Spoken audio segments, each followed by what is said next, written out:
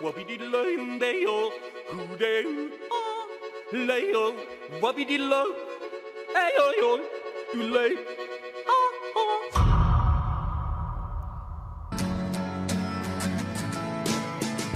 Ma chère maman, j'ai décidé de m'offrir des petites vacances à Londres avant le fameux Brexit.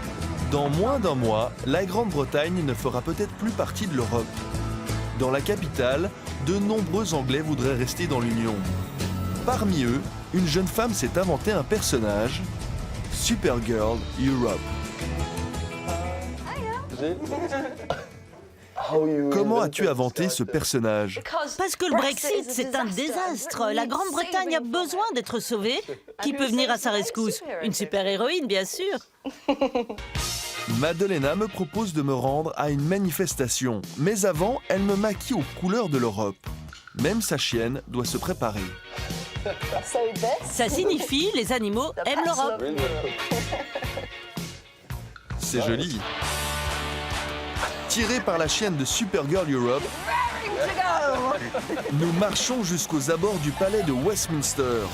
Cet imposant bâtiment abrite le Parlement britannique.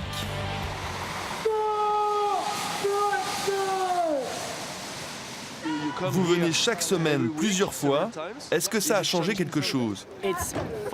C'est vital que ce drapeau flotte devant le Parlement pour leur rappeler chaque jour l'importance de rester en Europe. Nous serons ici jusqu'au dernier jour, jusqu'au dernier moment. Une dame m'explique qu'elle est diabétique et que son insuline vient du Danemark. Elle craint de ne plus recevoir ses médicaments si les frontières venaient à se fermer. Oh, c'est pas seulement pour le diabète, il y a aussi les médicaments pour l'épilepsie. Ce sont les médicaments de traitement qu'on ne peut pas interrompre. Si une personne meurt, ça ne vaut pas le coup. On est ici, on a l'air un peu stupide avec notre maquillage et notre chien. Mais pour certains, c'est une question de vie ou de mort. Mais vois-tu maman, même si cette crainte est sans doute exagérée, elle dévoile l'attachement de la population britannique à son système de santé gratuit, le fameux NHS. Lors des dernières élections, celui-ci figurait parmi les priorités de la population avant l'économie et l'emploi. Un sentiment utilisé par les partisans du Brexit, ils ont prétendu que la Grande-Bretagne allait récupérer chaque semaine 350 millions de livres. Cette somme serait utilisée pour refinancer le NHS. Au lendemain du référendum, les pro-Brexit ont dû admettre qu'ils avaient trompé l'opinion.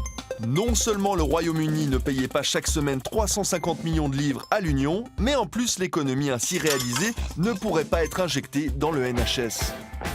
Les slogans anti-Brexit se voient de loin à Londres. Dans le quartier de Lambeth, cet immense panneau d'affichage fait face aux rails du métro. Comme j'ai envie de comprendre ce que signifie l'expression « Bollocks to Brexit », je vais à la rencontre de son propriétaire. Bonjour. Je peux rentrer? Je ne suis pas sûr. Qui êtes-vous? Je fais la connaissance de Charlie Mullins, un plombier millionnaire qui ressemble furieusement à Rod Stewart. Que signifie « Bollocks » ? Ce que ça signifie? À quelle heure passe votre émission?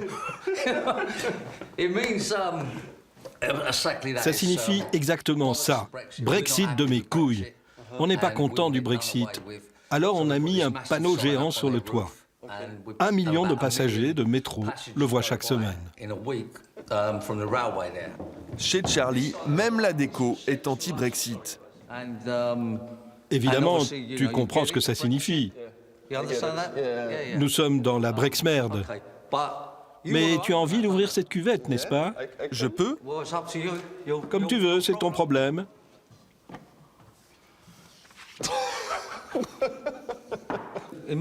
Imagine-toi assis dessus. Ce businessman a commencé comme simple plombier à 15 ans. 40 ans plus tard, il est multimillionnaire et dirige une entreprise de 450 employés.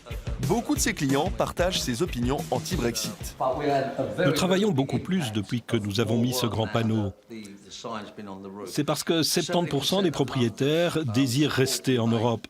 Si nous quittons l'Europe, je ne sais pas ce qu'il va se passer. Nous allons perdre des employés d'autres pays européens. Ils vont devoir rentrer chez eux. Mais tu sais maman, cet enthousiasme de certains Britanniques ne doit pas cacher la réalité des choses. Aujourd'hui, seuls 42% des Européens disent avoir confiance en l'Union. En France, au Royaume-Uni, en Italie ou en Espagne, cette confiance est encore plus basse.